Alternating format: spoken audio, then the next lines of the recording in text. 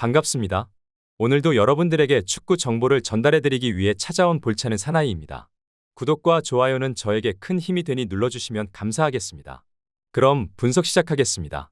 첫 번째 경기는 전북현대 대 FC 안양입니다. 먼저 전북은 4-3-3 포메이션을 활용하며 중앙 미드필더 라인에 김진규, 강상윤, 박진섭 3명을 배치해 중원 장악에 초점을 맞추고 있다. 김진규는 탈압박과 전진 패스에 능하며 박진섭은 수비형 미드필더로서 공수 밸런스를 조율한다. 전진우는 이선에서 볼을 받아 풀어주는 역할로 전방으로의 침투와 박스 앞 연계 플레이에 적극적으로 관여하고 있다. 콜파뇨는 측면과 중앙을 오가며 포지션을 유연하게 활용하며 일선에서 연계와 마무리를 동시에 담당한다. 전체적으로 볼점유율을 기반으로 하프라인 근처에서부터 침착하게 전개해 나가며 중원에서의 수적 우위를 이용해 경기의 흐름을 통제하는 흐름이다. 이어서 안양은 4-4-2 포메이션에서 리영직과 김정현이 더블 볼란치 형태로 중원을 커버하고 있다.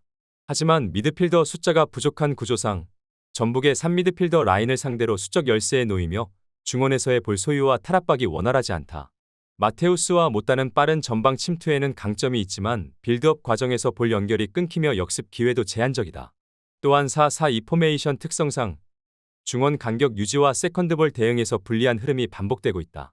전체적으로 중앙에서의 밀도가 낮고 수비라인과 미드필더 라인 사이 간격도 벌어져 볼점유율에서 밀릴 가능성이 크다.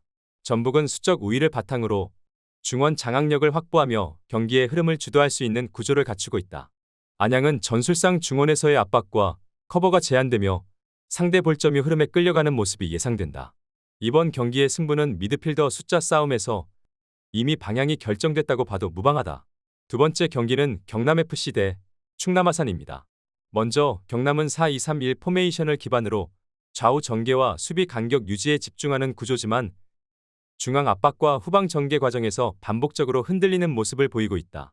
이중민은 제공권과 포스트 플레이에 강점을 보이지만 상대 중원에 밀려 고립되는 경우가 많다. 조영광은 중원에서 패스 전개와 압박 회피 모두에서 불안정하고 해나는 활동량은 좋지만 전방으로의 연계 능력보다는 수비 지원에 머무르는 편이다.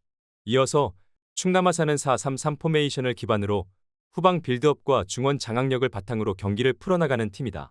손준호는 후방에서의 탈압박과 빌드업 연결에 있어 매우 안정적이며 한교원은 측면에서 빠른 침투와 하프스페이스 활용으로 전개 속도에 큰 기여를 하고 있다.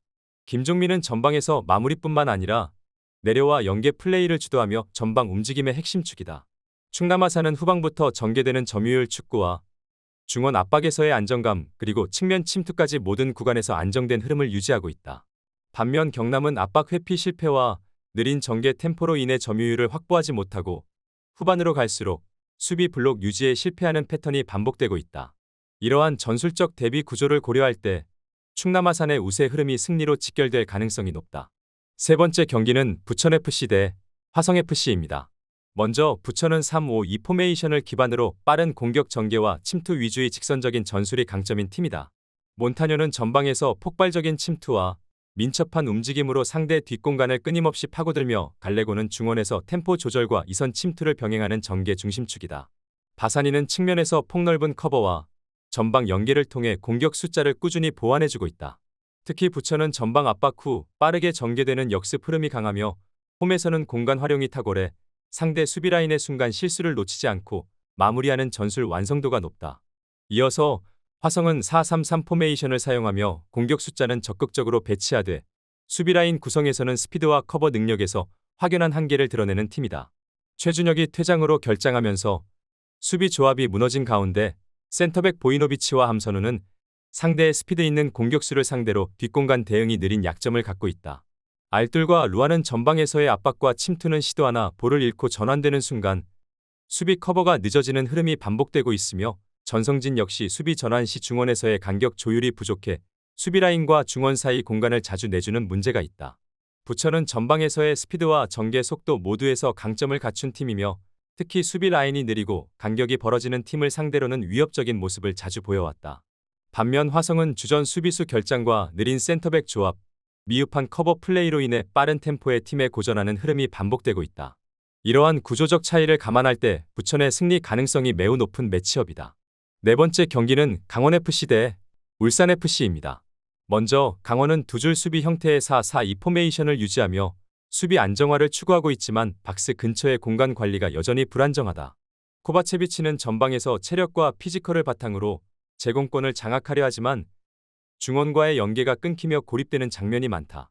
가브리엘은 빠른 돌파가 가능하지만 볼 배급 타이밍에서의 일관성이 부족하며 김동현은 중원에서 볼 간수는 가능하나 상대 압박이 강해지면 볼 배급이 지연된다. 전체적으로 박스 근처에서 수비 간격이 벌어지며 특히 하프 스페이스에서 유기적인 패턴에 자주 흔들리는 구조다. 이어서 울산은 이청용과 에릭을 중심으로 하프 스페이스를 파고드는 유기적인 패턴 플레이를 펼치며 전방에서 템포 조절과 침투 타이밍을 조율한다. 에릭은 공격 이선에서 볼 연결과 공간 창출을 동시에 수행하며 박스 근처에서의 원투 패스를 통해 결정적인 기회를 만들어낸다. 이청용은 경험을 바탕으로 페널티 박스 진입 타이밍을 정확히 잡으며 상대 수비의 시선을 끌어내는 움직임이 돋보인다. 보야니치는 후방에서 빌드업과 중거리 슛 모두에서 영향력을 발휘하며 울산의 공격 전개가 다양한 루트로 이어지는 데 기여한다. 전체적으로 하프 스페이스 활용과 빠른 2대1 플레이를 기반으로 수비 조직을 흔드는 데 특화된 구조다. 울산은 하프 스페이스 중심의 전술 전개와 원투 패턴을 바탕으로 안정적이고 강한 공격 구조를 유지하고 있다. 강원은 수비 숫자는 유지되나 간격과 시선 제어, 커버 속도에서 약점을 드러내고 있으며 울산의 조직적인 움직임을 따라가기 어려울 수 있다. 결국 이번 매치는 패턴과 조직력에서 완성도가 높은 쪽이 흐름을 장악할 가능성이 높다. 영상은 잘 보고 계신가요? 최종 조합픽 및 더 많은 정보를 원하시면 댓글란 하단 영어 클릭 후 문의주세요. 끝으로 구독과 좋아요 꼭 부탁드리겠습니다. 이어서 경기 분석 시작해보겠습니다. 다섯 번째 경기는 김천 상무 대 제주FC입니다. 먼저 김천은 4-4-2 포메이션을 기반으로 전방 압박과 활동량을 바탕으로 강한 템포의 축구를 펼치는 팀이다. 유강현은 제공권과 마무리 능력을 동시에 갖춘 자원으로 세컨드볼을 잘 활용하며 박스 안에서 위협적인 움직임을 자주 보여준다. 김승섭은 돌파와 전방 압박에서 뛰어난 퍼포먼스를 보이며 이동경은 중원에서 탈압박과 볼 배급의 안정감을 제공하고 있다. 특히 홈경기에서는 부대장의 현장 방문 등 외적 동기부여가 강하게 작용하고 있으며 선수단 전체가 포상휴가를 위한 정신적 몰입도를 끌어올리고 있다. 전체적으로 압박 강도, 조직적인 움직임, 그리고 후반 체력 유지까지 강점을 갖춘 구조다. 이어서 제주는 서귀포 클럽하우스에서 제주공항, 김해공항, 그리고 김천까지 장거리 이동이라는 원정 부담을 안고 이번 경기에 나선다. 이동 경로 자체가 매우 복잡하고 이동 시간이 긴데다 고속도로와 항공 이동을 병행해야 하는 구조여서 경기 시작 전부터 피로 누적이 우려되는 상황이다. 유리 조나탄은 마무리 능력은 있으나 체력 기복이 자주 드러나고 있으며 남태희는 경기 흐름에 따라 기복이 크고 연계 플레이의 집중력도 떨어지는 흐름이다. 이창민은 중원에서 전개를 조율하지만 최근 패스 미스가 잦고 김학범 감독 체제 자체가 경기 내 안정감보다는 혼란을 초래하고 있다는 평가도 뒤따르고 있다. 김천은 팀 내 결속력과 강한 동기부여를 바탕으로 한 안정된 조직 축구를 구사하고 있으며 제주는 이동 부담과 내부 불안 요소가 겹쳐 경기 내 집중력을 끝까지 유지하기 어려울 수 있다. 경기 전반에 걸쳐 김천의 강한 압박과 템포 운영이 제주의 흐름을 꺾을 수 있는 승부처로 작용할 전망이다. 여섯 번째 경기는 천안시티 대 성남FC입니다. 먼저 천안은 양쪽 풀백 이상명과 김서진이 적극적인 오버래핑으로 공격의 활기를 더하고 있다. 그러나 공격 이후 수비 전환 속도가 느려 측면 뒷공간이 반복적으로 노출되고 있으며 전환시 커버 범위가 과도하게 벌어진다. 특히 하프 스페이스 내 수비 조직력의 취약점을 드러내며 측면에서의 컷백 타이밍에 자주 흔들리는 구조다. 이정엽은 최전방에서 포스트 플레이에 집중하지만 주변의 연계 움직임이 부족해 고립되는 장면이 자주 나온다. 공격의 다양성이 떨어지고 중원의 볼 순환 템포도 느려 찬스 창출까지 시간이 오래 걸리는 단점이 있다. 이어서 성남은 빠른 템포의 전개와 날카로운 측면 침투를 기반으로 공격을 전개하는 팀이다. 특히 김범수는 측면에서 커싱과 오버래핑 타이밍에 능해 천안의 수비 간격을 흔들 수 있는 주요 자원이다. 정원진은 전개 구간에서 볼 소유와 탈압박에 능하며 패스 타이밍과 시야에서 강점을 보인다. 성남은 중원 숫자 싸움에서 강한 압박을 통해 볼을 탈취하고 빠른 전개를 통해 상대 수비 라인이 정돈되기 전에 슈팅 기회를 만든다. 전체적인 압박 강도와 전술적 응집력이 높아 중후반에도 흐름을 유지할 수 있는 경기 운영 능력을 갖추고 있다. 천안은 측면 뒷공간과 하프 스페이스 커버 능력에서 명확한 약점을 드러내고 있으며 공수 전환 속도 또한 느려 상대 템포에 적응하지 못하고 있다. 성남은 빠른 측면 전개와 정밀한 컷백 타이밍을 통해 실점을 유도할 수 있는 구조를 갖추고 있으며 경기 운영 전체에서 안정된 흐름을 유지할 것으로 보인다. 양 팀의 전술 구조와 체력 운용까지 고려했을 때 성남이 흐름을 쥐고 주도하는 전개가 유력하다. 7번째 경기는 부산 아이대, 수원 삼성입니다. 부산은 3-4-3 포메이션을 바탕으로 전방 압박과 빠른 측면 전개를 중점적으로 운영하고 있다. 곤잘로는 최전방에서 제공권과 문전 침투를 모두 책임지고 있으며 결정력 면에서도 확실한 위협이 되는 자원이다. 빌레로는 측면에서 하프스페이스로의 침투와 컷백 전개에 능하며 사비에르와 임민혁이 동시에 전진 패스를 뿌리는 이중 플레이메이커 역할을 수행하고 있다.